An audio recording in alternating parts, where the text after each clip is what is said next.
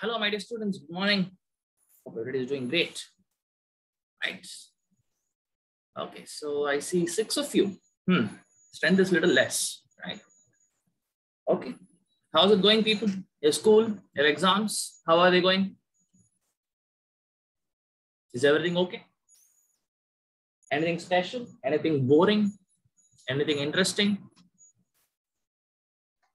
Sir, is HCl ionic compound or covalent compound? Sir? What compound? Hydrochloric acid. Hydrochloric acid. That's a good question.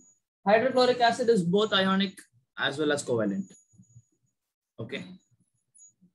Right. If I talk about HCl gas, right, that is going to be covalent because you'll see a covalent bond between H and chlorine.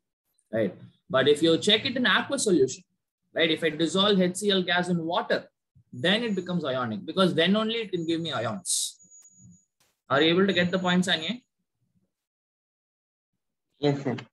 Okay, so in gaseous form, it is a covalent compound, but in ionic, but in aqueous state, it is going to become ionic.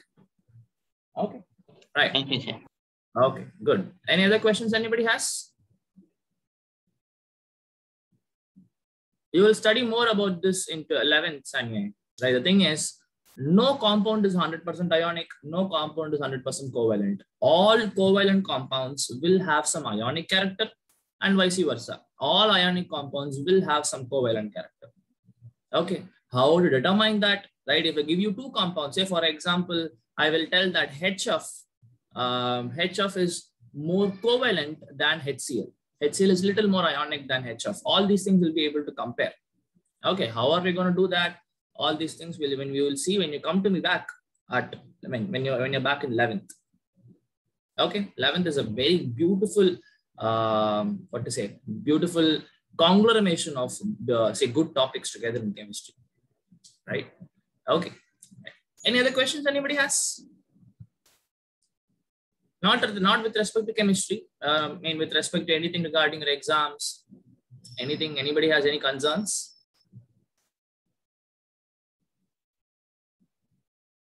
So did they announce your board exam schedule? For 12th, they got, I guess, December. I think in December it is starting, I guess, right? So did you get your schedule for you?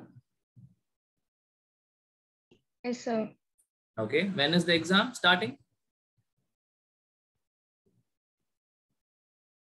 Sir, 17th is our language exam, and from November 30th. So talking about November 17th, no, Vaishnavi?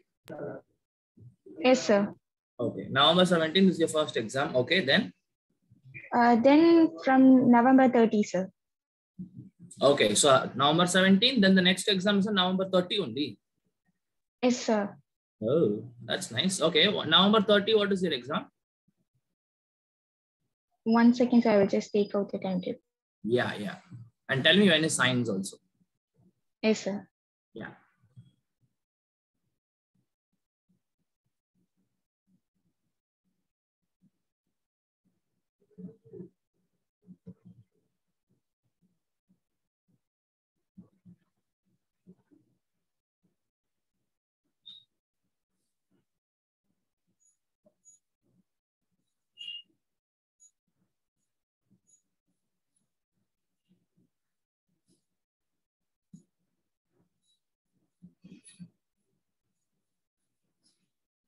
Sir, November 30 is social science, sir.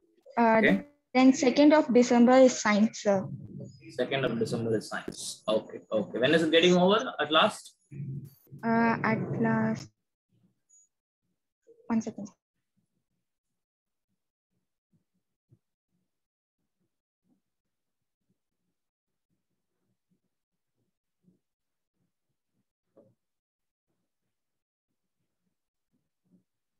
Sir, I guess by 11th December, sir. 11th December. Okay, that's nice. So you have like what, 2 days, 3 days gap between the social science and science, right? Okay, right. People, are you still finding problems? I think by this time, how many tests you wrote, how many times you have discussed the same thing, that 3 chapters, 3 simple chapters, okay? That is chemical reactions and equations, metals and non-metals, and acid, bases, and salts, right? I would say these are 3 simple chapters, okay? Anybody has any particular query, sir, this can you teach me again? I am having still doubt, right? We can use this for all your doubt clearings, right? Do you have any particular topic you want me to teach from these 3 chapters? Anything in particular? Sir, can you please teach the salts part from acid, bases, and salts again? You want to teach? You want me to teach salts? Salts, that full part, sir. Salts that will? So that in the acid, bases, and salts lesson, the last salts parts are there, no, sir? The salt, Right. acidic salt, basic salt, that you want to learn? Yes. Okay, okay, fine. So we will address Vaishnavi's request. I'll share my screen.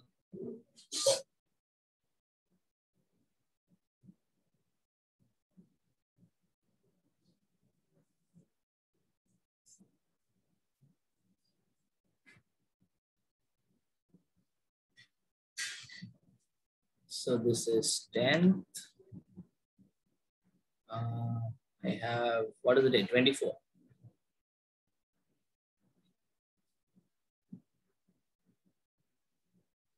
Okay.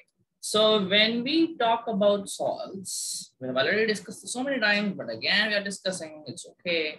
So they can be of 4 types, right? One is what is called as an acidic salt, a basic salt, a neutral salt, right? As well as something called as amphoteric salts. Okay.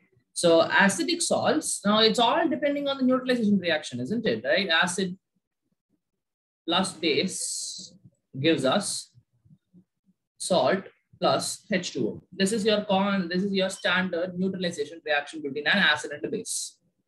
Right. Now, depending on what acid you use and depending on what base you use, you will be able to get different types of salts.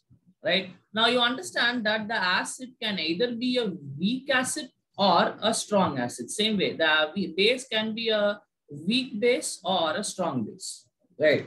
So first we have to know the list of different strong acids, strong bases, weak acids, weak bases. Right. Then only we'll be able to ascertain this.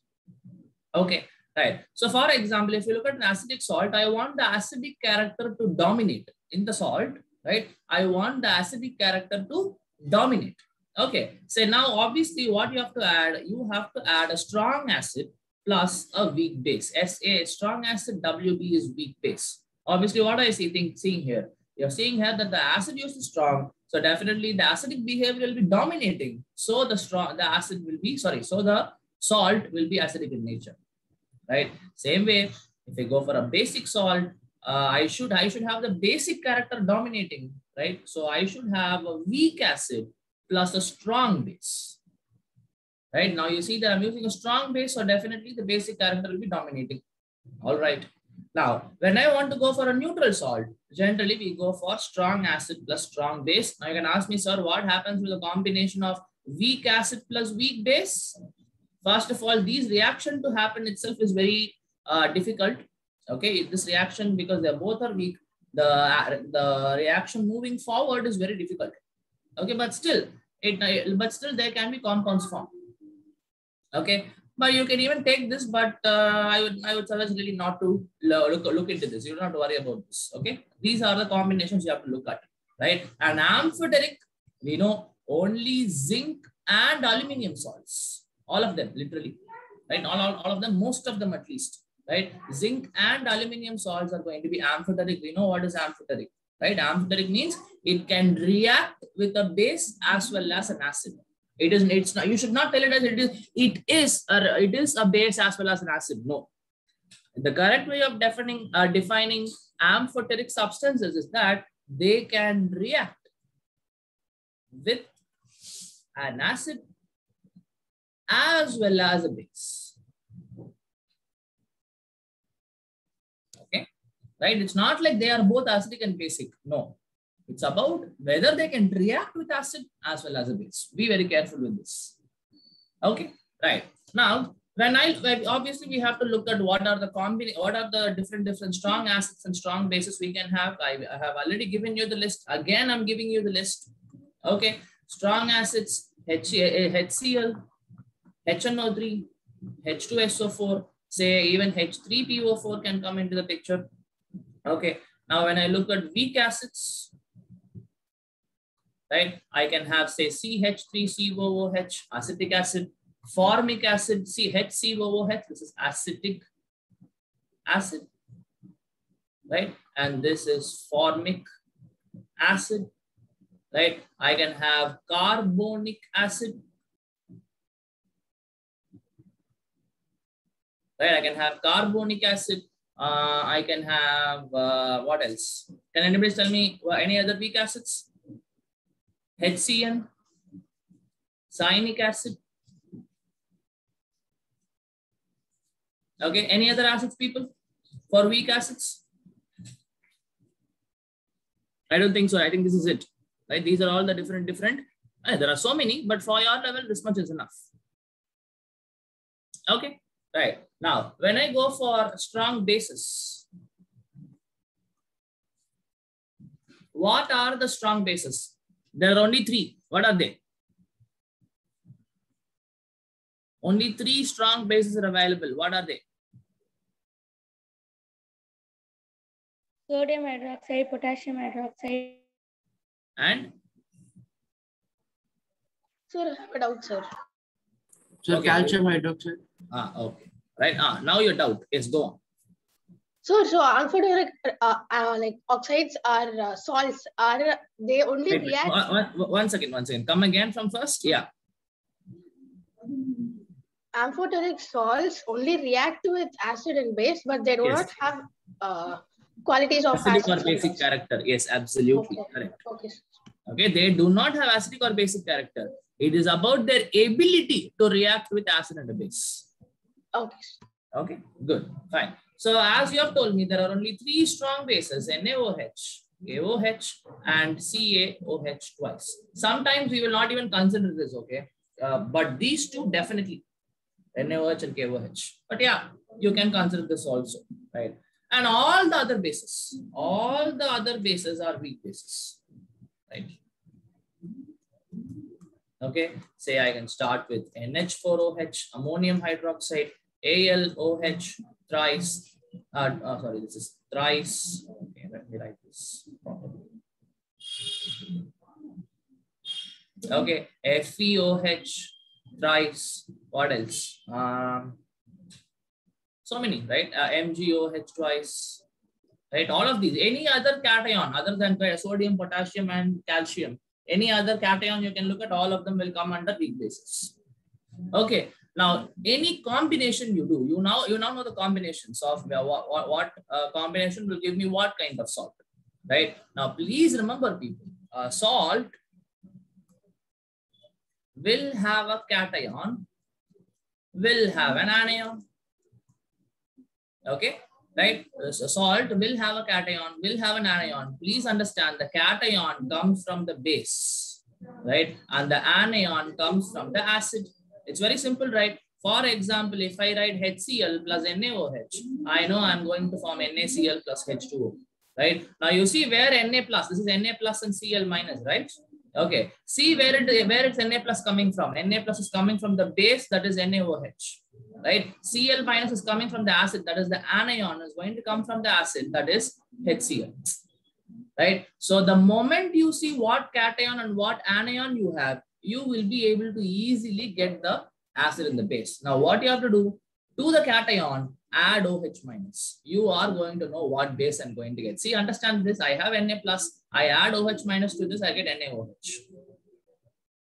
Right? Now, sometimes it will not be just perfect. If at all you have a cation like say CaOH twice, sorry, Ca2 plus, right? Now, when you add OH minus to this, be very careful with the formula. You have to swap the charges and then write the formula. Please be very careful.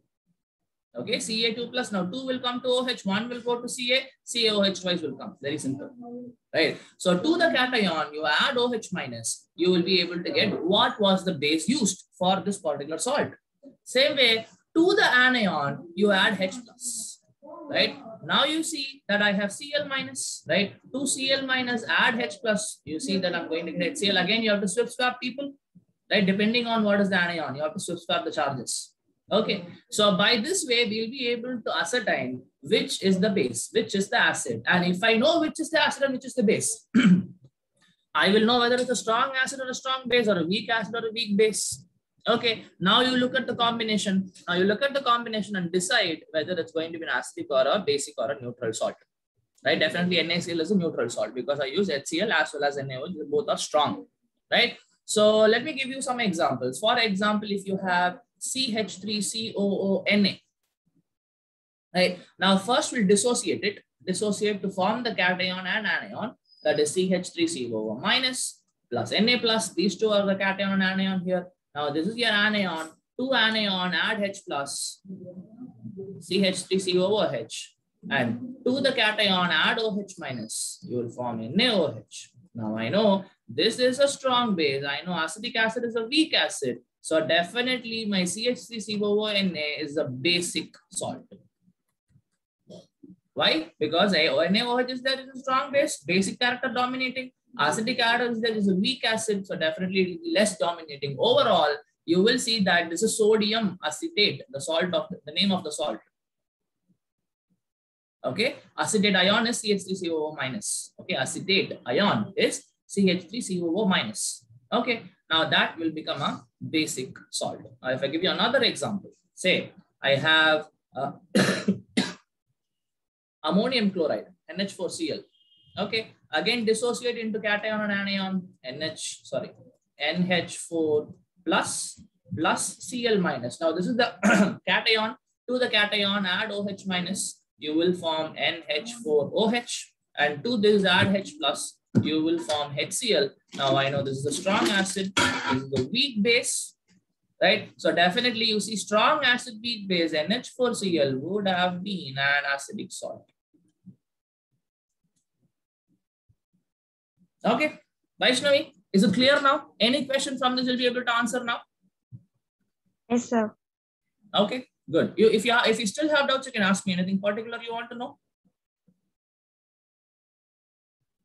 No, sir, Okay. this concept is clear. Clear. Good. Right. People, anybody has anything like this you want to know?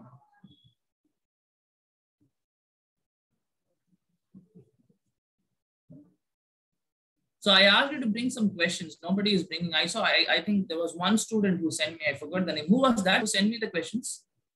I had sent, sir. Harita, right? Okay. Good, Harita. You are the only sincere student in this entire batch. It's not like that. You might have your own reasons. But see that instead of I don't know. I hope everybody knows Tamil. Archamave arachitranna, it will be boring, right? So that is why I thought that if you bring some questions, it will be interesting because you will also do some work, right? And obviously, with your work, all the others can get benefited, right? Okay. Today, anybody brought questions?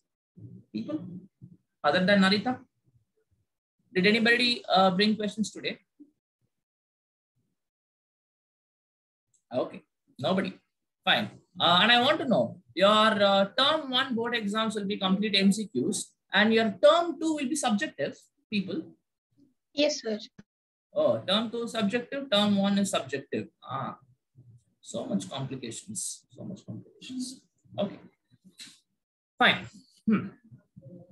Okay, any other questions anybody has? You can ask me anything, obviously from the textbook, not from the textbook, from science, yes, anything. Or let me ask one question to everyone. Okay. Who should I start with? Say, I'll start with Aditi. Are you there, Aditi? Aditi? Okay, fine. Amrita, are you there? Yes, sir. Okay, Amrita. Amrita, can you tell me the science or the chemistry behind brushing the teeth?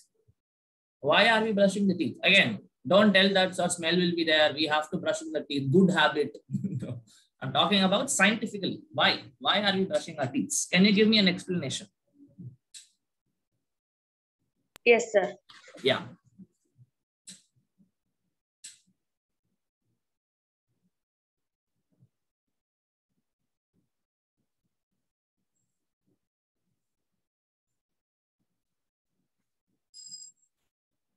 Sir, the food we eat may get clogged in between our teeth, and microorganisms in them may release some acidic. Release some acid. To neutralize that acid, we use toothpaste is the base. Amrita, Yes, did sir. you Google this? No, sir. Okay, good. Anyways, the answer is completely right. Absolutely right. Good, Amrita. Good. Right. So we know that our mouth should be always little, I shouldn't say neutral, but little basic. Okay, little above 7.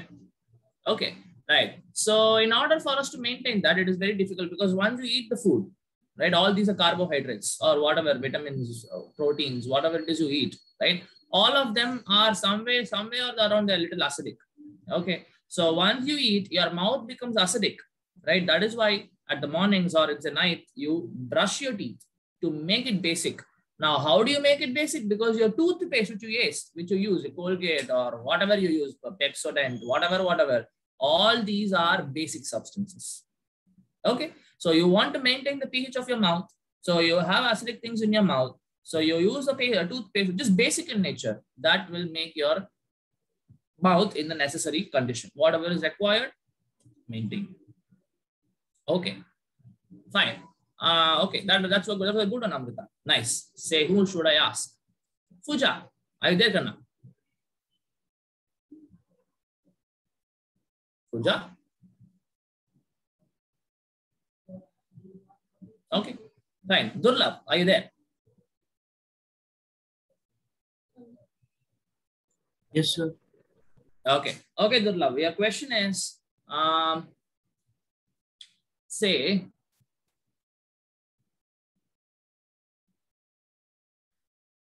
okay, okay.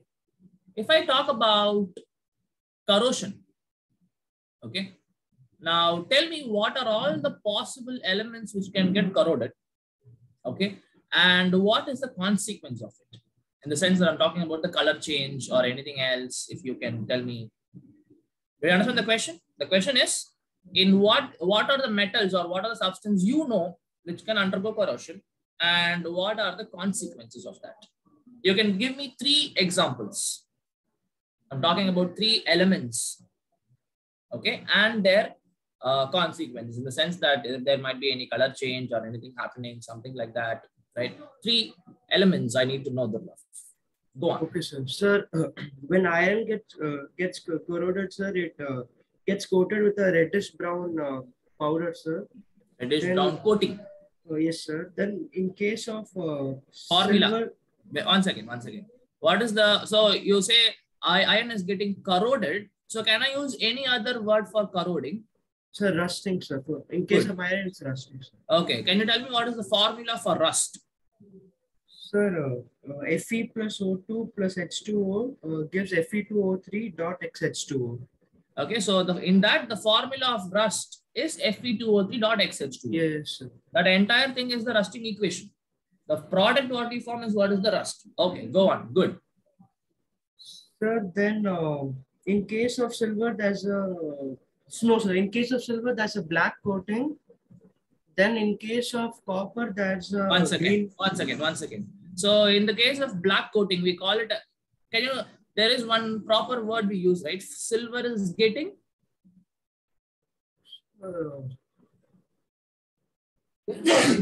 Silver gets corroded with. Corroded is, I see how you use rusting as a technical word for iron. There is one more word, right, for silver. So is it like corroded or something? Okay, fine. Go on. So now you see that you say that there'll be black coating, correct, Yes, on silver. What is the black coating due to? So due to corrosion, sir. Due to corrosion, obviously due to corrosion. Now you see that due to corrosion and iron, I'm forming a chemical compound, right? Fe2O3.XH2O. That is the formula for the rust. That is the rest. That is the one who is responsible for corrosion or rusting. Like that, what compound is formed? That which is what is making the black color. Do you know that? No, sir. Okay, good. No issues. I don't expect you to know. Okay, go on. So then for copper, it will get coated with a green color coating, sir. Okay. So Okay. that's all I know, sir. Understood. Good, good luck. Good. This is enough for exam point of view. But say if I have to give you a little more information, Yes, right? sir. The technical word which I can use for silver is tarnishing. Okay, sir. Is it not? Right? Tarnishing of silver. TARNNISHING. Tarnishing of silver. Okay. Now you say that there's a black coating, right? Why is there a black coating? Is because there is formation of silver oxide. Okay, the black color coating which we see in silver substances is silver oxide, AgO. That is black in color. Okay, and your green color, that is forming in copper, right? Again, that is because it is reacting with atmospheric oxygen and stuff. That is again copper oxide. All these are oxide generally. Okay, iron oxide, rust, red, or brick red or brown, whatever you want to call it. In case of silver, it is black coating, tarnishing of silver because of the formation of Ag oxide, that is silver oxide. And in case of copper, it is copper oxide formation. That makes it looks green. Good, good. Okay, fine. Who should I ask the next question? Aditi, are you there? Did you come back? Aditi? No. Fuja? No. Okay, fine. Then we'll go to Vaishnavi. Are you there, Gana Vaishnavi? Yes, sir. Okay. What question should I ask you?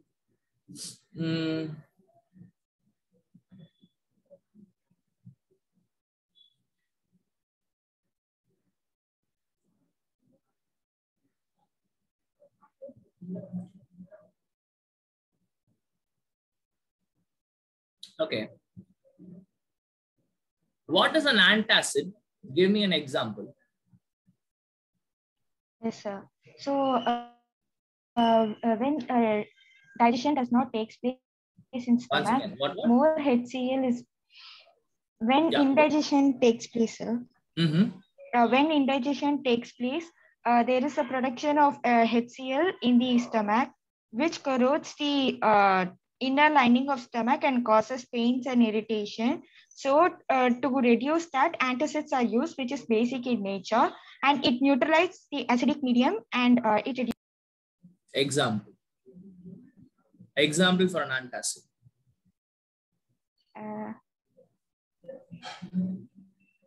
Sir, is it milk of magnesia?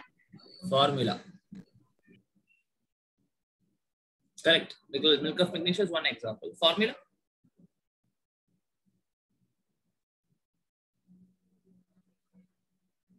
Sir, MgOH.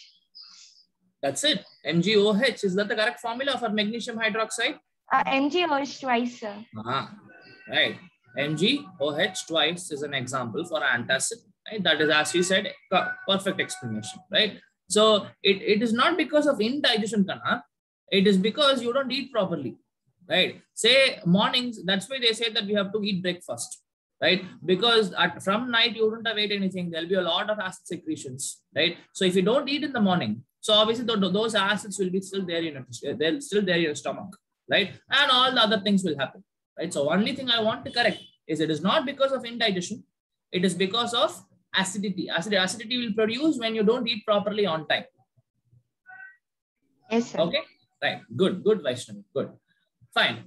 Next question. Whom should I ask? Harita, can I ask you? Harita?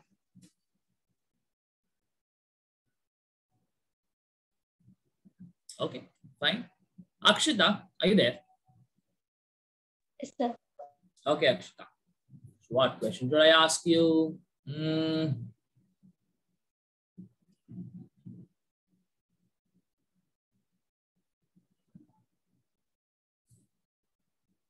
When I dip a copper rod in zinc sulfate solution. Again, I repeat the question. Okay. I am dipping copper rod in zinc sulfate solution. And second case, I am doing the opposite. I am dipping zinc rod in copper sulfate solution. Okay. Tell me, what will you observe? So in the first case, there will be reaction taking place. So there will be change in color. Wait. Once again, what do you mean by first case? So when copper rod is dipped in zinc solution, sir. Okay, there the reaction will happen. Yes, sir. Mm-hmm. And in the second place, the reaction will not happen, sir. Mm-hmm. Okay. Akshita, if I ask you the question, there are two metals here, right? Zinc and copper. Correct? Yes, sir. Okay. Which is more reactive? Zinc. Zinc is more reactive. Yes, now sir. think about your answer again.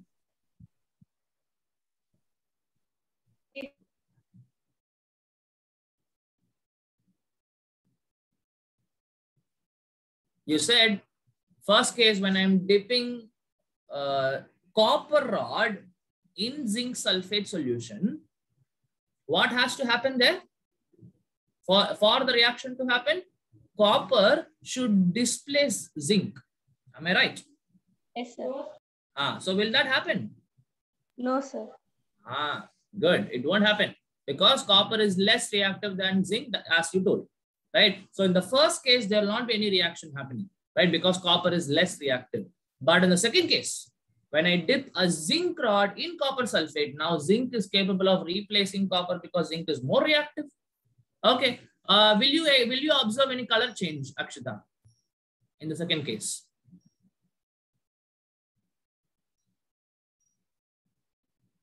Yes, sir. Okay. What color change will you observe? So you are putting zinc and copper, zinc with copper sulfate. Yes, correct. Copper sulfate is what in color? Blue in color, sir. Blue in color. Okay. Now, can you complete the reaction? Zinc plus zinc plus copper sulfate will give me? Zinc sulfate plus copper. Zinc sulfate plus copper. Is there any color for copper zinc sulfate? No, it is not. It is colorless. Okay. Zinc sulfate is colorless. So what are you observing? In the reactant side, I had copper sulfate, which is blue in color. And here I have what? Here I have zinc sulfate, which is colorless. Right. So the color change you will observe is blue to colorless. Okay, Akshita? Sir. Understood? Right. Sir. Good. Good. Okay. Say, Atharva, are you there? Atharva? Okay. Fine. Sanya, are you there, Kana?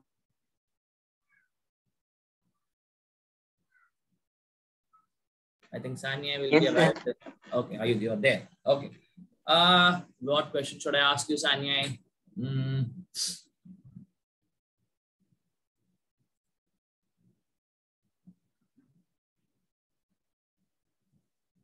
Okay. Can you talk about bleaching powder and its bleaching action? Brief about it. Everybody, let everybody know what you know about bleaching powder, the reaction, the formula, how it bleaches, all these stuff you can explain to me or to explain to everybody else in the class.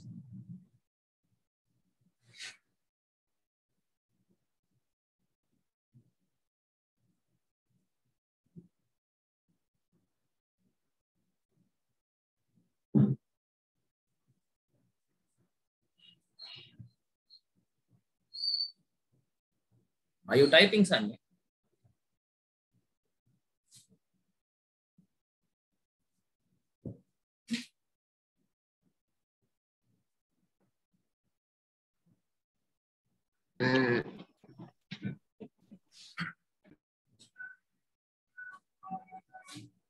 Yes, Sanya, go on.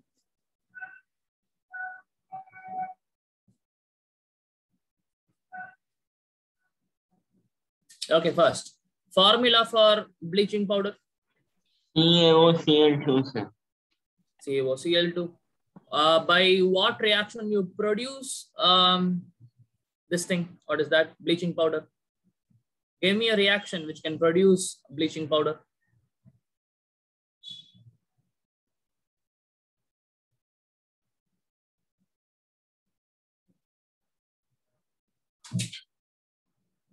Okay.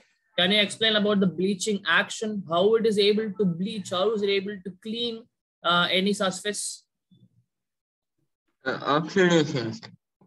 Oxidation. Okay. It does by oxidation. Obviously, all the impurities which are there, right, will get oxidized and they will form gases and they will evaporate. Okay. So that is how it happens. Anybody wants to tell me how can I produce CaOCl2 bleaching powder? What is the reaction involved? This is an open question. Anybody can answer. Sir, calcium CaOH2 reacts with chlorine Cl2. We get calcium oxychloride, which is bleaching powder, and water. Good, Atharva. When I called your name, what were you doing? Sir, the mic, something happened. Okay, no problem. Sir. Yeah. Sir, did you call me? Harita, I called you, right, Harita? You answered a question, right? Sir, you had called me, sir. I did not hear my name properly. Oh, okay. Sure. Fine. So for two of you, that is Atharva and Harita, I'll give you a question now. Okay, Sanya, understood? Okay, I think Sanya understood. Fine. Harita, let me give you a question.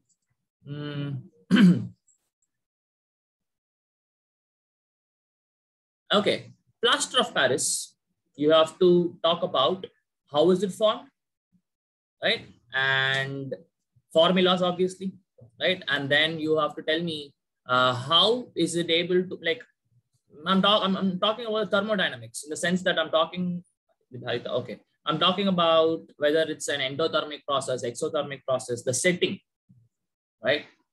Yeah, whatever you can speak about plaster of Paris, you can tell me about it.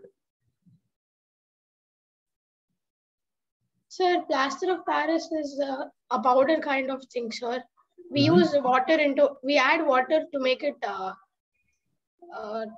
mold it for our hand, sir. When there are some fractures in our hand, we use plaster of Paris. How do you prepare plaster of Paris? From what do you prepare plaster of Paris? First, tell me the formula for plaster of Paris, Harita. Sir, CaSO4 dot half H2. Half H2O. Be confident, you're right. Okay, it is, if I ask you, what is the name of POP, plaster of Paris, is calcium sulfate hemihydrate, half. You remember that, calcium sulfate hemihydrate. So what you told is absolutely right. CaSO4 dot half H2O. Okay, right. Sir, fine. Go on. CaSO4 dot half H2O is added with 1.5 H2O ions again, which converts to gypsum, sir. Okay. Yes, sir. That is how we use it.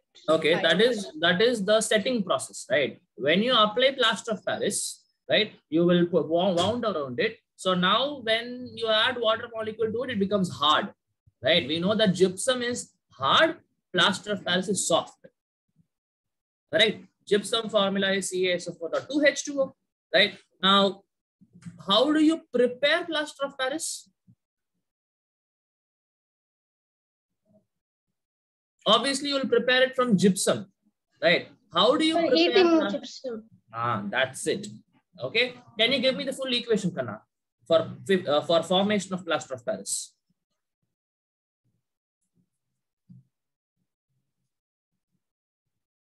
You know you're going to convert gypsum to plaster of Paris. Can you give me the equation for this?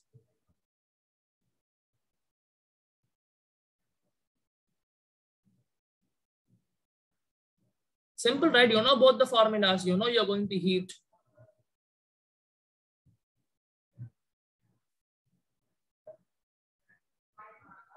Okay. Open question again. Anybody else wants to answer? The equation for Harita, you want to go on? Sir, I'll just try. Yeah. Sir, is it something like CaSO4.2H2O on heating gives us CaSO4.half H2O Plus, what is going out?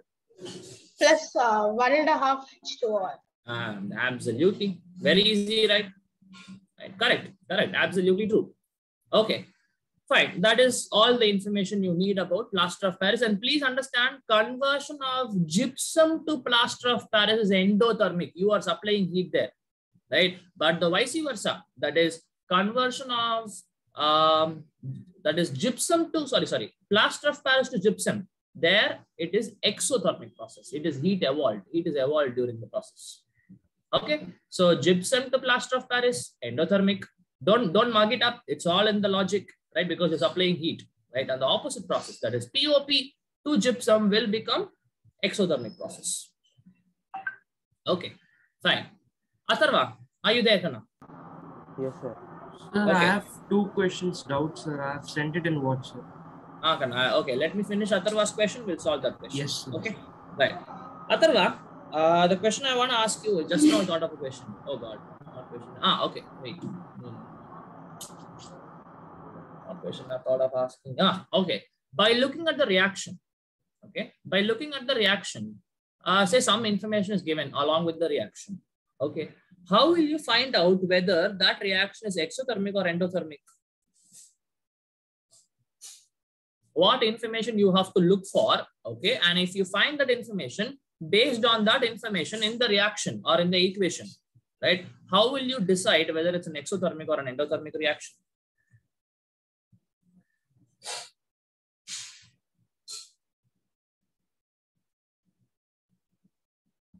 You must have seen questions like that, right? They'll give you a reaction, some information, Sir, and they would ask you which of them is a exothermic or endothermic reaction. Yeah, go on. Okay. in the reaction, if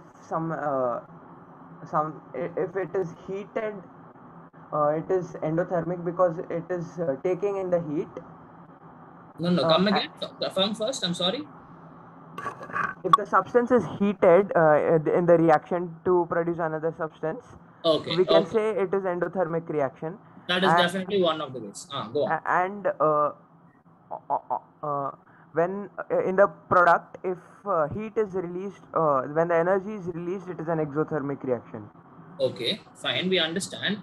See, the first point you told, obviously we will supply some heat. So definitely it is going to become endothermic, and we will be able to see this in the reaction, right? But if it is exothermic, will you write for all, not for all the reactions, you will write plus heat in the product side, right?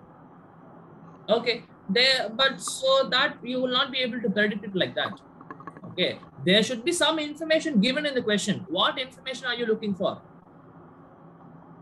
Some value you look for.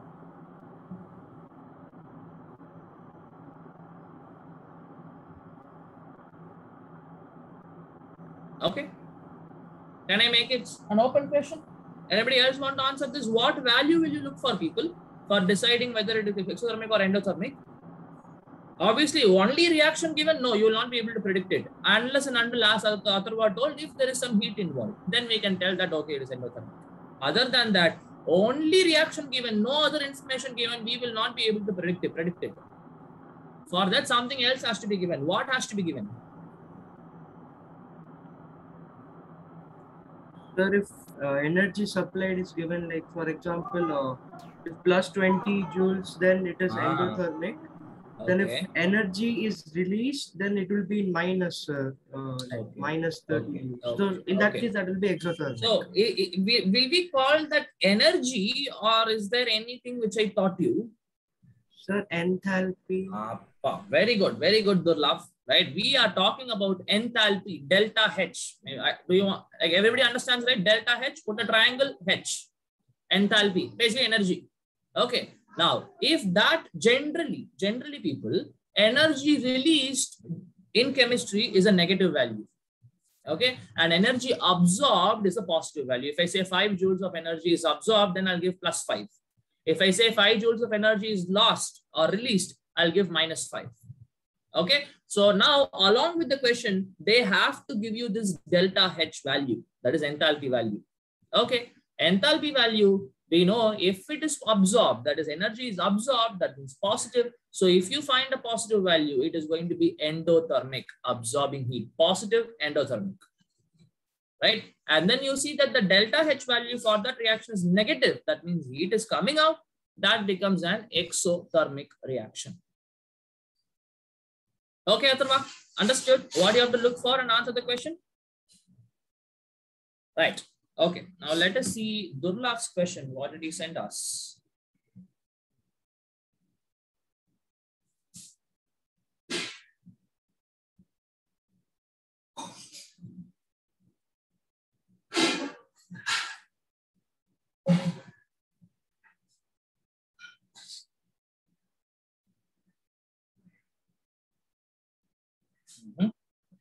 Okay, actually, let me share my screen so that everybody will be able to see my screen.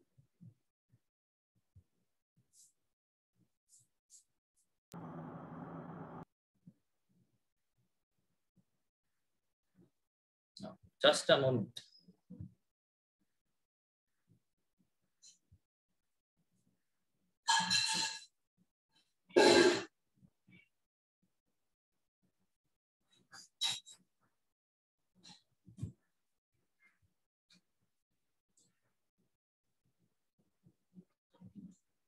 Okay, this is the question. First question.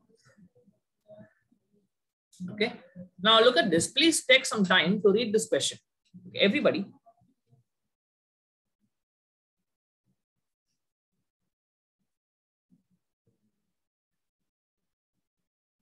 Okay, a highly reactive element X. Okay, there is some element X.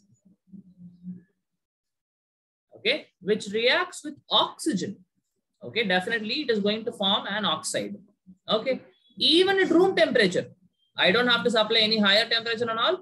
It is just happening at the room temperature itself to form an oxide, as you told, right? Metal, or not, I don't even know whether it's a metal, but some element X reacts with oxygen to form its oxide in the room temperature itself. Okay, now that oxide is soluble in water. Okay. Fine. Now the aqueous solution of Y, basically the Y dissolved in water, that becomes aqueous solution, right? The aqueous solution of Y does not change the color of red litmus. That means what? What do you mean by the statement? It does not change the color of red litmus means, can I tell that it is not a base? I know bases change red litmus to blue, right? So this solution of Y does not change the color of red litmus. Means definitely it is not basic, right? That we can assume, not basic for sure. Okay, but reacts with an aqueous solution of sodium hydroxide. Okay, it reacts with sodium hydroxide, but it is not basic. Obviously, it should be what? It should be. So the Y should be. It is not basic, but it is reacting with sodium hydroxide. So Y should be Acidic. Acidic. That's it, right? Because it is acidic. That is why it is not changing the red litmus. But it is an acid. That is why it is able to react with the base as NaOH. I hope everybody is able to understand. Okay. Now, what we have to understand is, people, this Y is an oxide. Okay. And I found that it is going to be acidic. Okay, Y is an, I'll write acidic oxide. Okay, now how am I forming Y? Y is formed from X, right? To this I add O2 and this forms Y, right? And this X is an element. Okay, this X is an element. That's what they're telling. Element X reacts with oxygen at room temperature to give an oxide Y. And that oxide, we are seeing that so many things are happening. We found that it is acidic in nature. Okay, now tell me, X is an element. It can be a metal or a non-metal. When metal forms an oxide, is it an acidic oxide or a basic oxide? When a metal forms an oxide, it forms an acidic oxide or a basic oxide? So basic. Basic oxide. Yes. Right. Remember that metal oxides are basic in nature. I think we have even proved this, right? And non-metallic oxides, non-metal oxides, they are acidic in nature, right? This information we know, is it not? Right? Non-metal oxides are acidic, metallic oxides are basic, right? Okay. So now definitely this Y which you are forming here is forming an acidic oxide. So can I tell that X is a non-metal? Yes or no, people? Right? Only if X is a non-metal, it will form an oxide Y which is acidic in nature. Yes. Okay. So this X should have been a non-metal. So straight away, you can neglect sodium, right? You can neglect phosphorus. You can neglect carbon also. Why? Because you see, if I'm going to form carbon dioxide, right? Carbon dioxide, if I put it in water, it is very less soluble. Very less soluble. And one more thing, right? If I put carbon plus oxygen to form CO2, this has to happen at, you know what temperature it will happen? It will happen at around 1000 degrees Celsius. But what have they given in the question? They have given that it happens at room temperature. X reacts with oxygen to form oxide at room temperature. That is 25 degrees Celsius. Definitely carbon is not capable of doing this. Okay. But if you look at sulfur, people, yes, sulfur will react with O2 to form SO3 or SO2 for that matter. Now, when this reacts with water, I am going to form H2SO4, right? So anyways, and that is what is capable of getting acidic nature. Anyways, this is my acidic oxide, right? And obviously sulfur is a non-metal. So the answer to this question is option D, sulfur. Everybody understood? Can I get a yes from everybody? Or is there anyone who wants me to repeat whatever we saw here?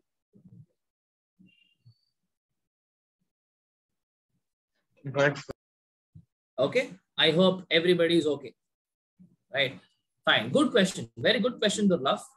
I don't know where you found this, but a very, very good question, right? It contains metals and non-metals. It contains acids and bases, right? It even contains chemical reaction. It's a combination of all the 3 chapters questions coming together. Very good question. Very good question. Sir, but the answer here given is phosphorus, sir. Answer is given as phosphorus. Yes, sir. So 1 minute, I'll send the picture. Yeah. Now the question is, when I have P4 plus O2, I know I'm going to form P4O10. Does that happen at room temperature? Oh my God. Yes. Phosphorus is the answer. For this, right, this process is what is called as Oswald's process. Okay. You will study them in 12th class. Okay, this conversion of sulfur to sulfur trioxide is what is called as Oswald's process. Basically, eventually I'm going to form H2SO4. For this, again, I'm so sorry, the temperature is 600 degrees Celsius. Right? That means what? Everything is acidic. Everything is okay. Right? It is acidic. It is forming the oxide, but it is not happening at room temperature. Okay.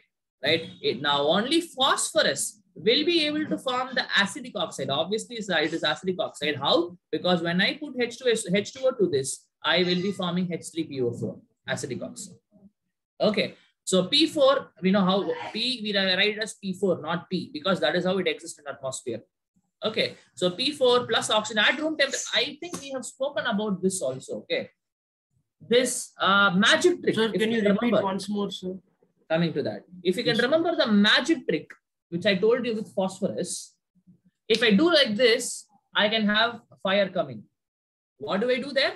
Basically, in between the nails, I put white phosphorus.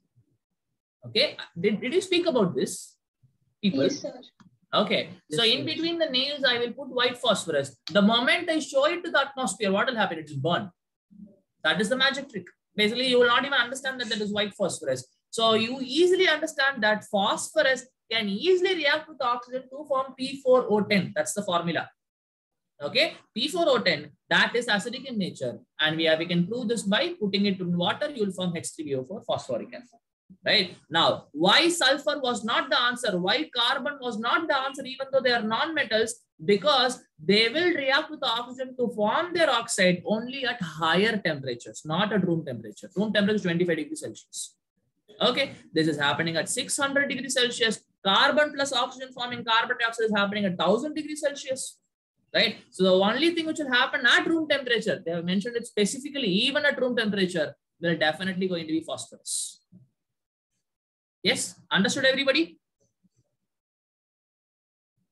Yes, sir. Yes, sir. I hope. Okay, I hope everything is fine. My bad that I told sulfur. No, it is happening at 600 degrees Celsius. This is a magic trick. You can remember always the magic trick. The magician, or I don't know if you have seen some comedy scenes in Tamil, Vadivelu scenes will be there. Right? That also you'll be able to relate to this. Okay, now going to the next question. Let me download that and then paste it here.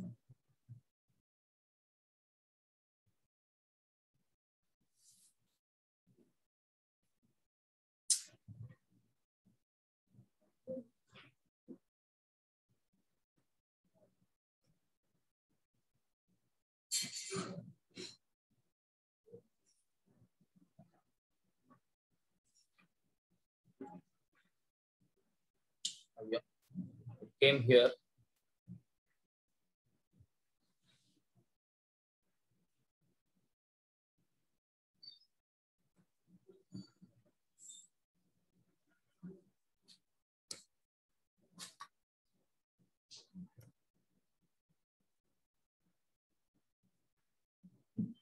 Okay, right. This is the question. Okay, a metal carbonate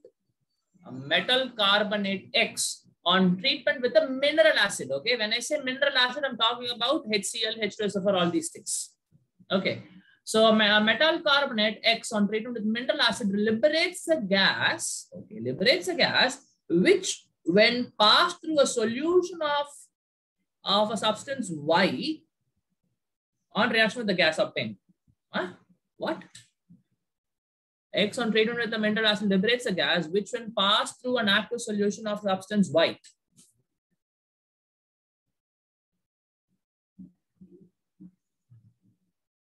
on reaction with the gas obtained at the anode during the electrolysis of brine, gives a compound Z, which can decolorize colored fabrics. X, Y, and Z are the question itself is not clear. Till now, it's okay. Right? I'm having a metal carbonate X. Okay, that is reacting with a mineral acid, say HCl, for example. Right? It is liberating a gas. I know what kind of gas I can expect. It can be CO2, people, because whenever a metal carbonate, right, reacts with an acid, right, I know that I'm going to form the salt plus water, but since I have metal carbonate, CO2 gas will also be evolved. Okay, CO2 gas will also be evolved. Okay, so the gas we're talking about is CO2. Okay, so CO2, which when passed through an aqueous solution of Y, I don't know why, and this is where the problem is, right? I think I don't know what they're trying to mean. On reaction with the gas obtained at the anode during the electrolysis of brine solution. Brine solution is basically NaCl. Right? Now NaCl, if I go for electrolysis, all I'll be getting is chlorine gas. Okay. When I go for electrolysis of NaCl, that is brine. This is what is called as brine solution. Okay. Now basically you will have Cl2 coming out. Okay. That is the gas produced. Y on reaction, which can colorize. Fine. See, it should be a carbonate for sure. So I can definitely tell that it is CaCO3, right? Metal carbonate. So X definitely should be a carbonate. CaOH is not a carbonate. CaOH is not a carbonate. So either A or C can only be answers. Okay. Now we know what is the test. I think the question is a little messed up, but I understand what they're trying to say. Okay. Now you see that when there is a test for CO2, right? Right? What is test for CO2, people? How do you test CO2? Quick. How do you test that CO2 gas is evolved during a reaction? So it is passed through the lime water. Then what happens? It turns milky due to formation of calcium. Exactly. Lime water turning milky. Absolutely correct. Right? Lime water turning milky. CO2 turns lime water milky. Right? So can you give me the equation for this? Anybody? What is lime water? Sir, calcium hydroxide. Yes, calcium hydroxide on reaction with CO2 will form calcium carbonate plus water. Okay. Calcium carbonate, CaCO3 plus water. This is the reason for the milkiness. Okay, this is the reason. This is this thing for the milkiness. So yes, this is what they're talking about. They want to pass this gas which is obtained through this Y. Okay. Now this Y is what? Y is calcium hydroxide. So I can directly fix my answer as A, but we will try to understand what they're trying to tell. Okay. Now this Y on reaction with the gas, which gas? Which is obtained from the electrolysis of brine solution. Right? If I go for electrolysis of brine solution, I understand that there is chlorine gas evolved. Right? Now this chlorine gas, if it reacts with Y, what is Y? We found out Y to be what? Lime water. That is CaOH twice. Now I know this is your reaction for bleaching powder. CaOCl2, guys. That's it. So you understand that this is X, this is Y, and this is Z. Everybody understood, right? So X is a metal carbonate. Metal carbonate on acid, I know, will give me CO2. That CO2 is passed into the Y. Y is your lime water. And that will give me whatever, milkiness. Right. Now they're telling this Y on reaction with Cl2. They didn't give you directly Cl2. They're telling that that gas is evolved during the electrolysis of brine.